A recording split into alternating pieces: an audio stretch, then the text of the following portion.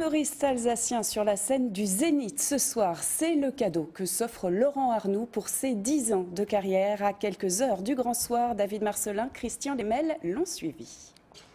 Dans 1h30 précisément, il aura le trouillomètre à zéro. Laurent Arnoux, jeune humoriste alsacien de 32 ans, va monter pour la première fois seul sur cette immense scène du Zénith.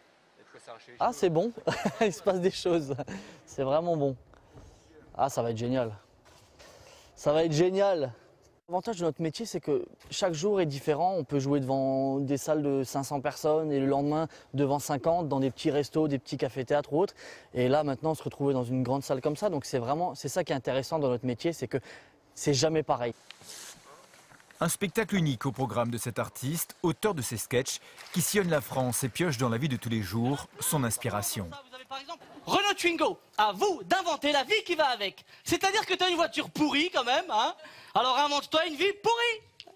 Renault Scénic, à ne pas confondre avec une voiture. À mon avis, ils font des paris entre eux chez Renault, vous savez. Celui qui trouve le slogan le plus con gagne une Twingo. C'est un best-of en fait de mes 3 spectacles avec des petits passages un petit peu inédits. Donc, voilà, première fois sur scène. D'autres que j'ai déjà joué, d'autres que j'ai un petit peu améliorés, modifiés en fonction de cette soirée un peu unique.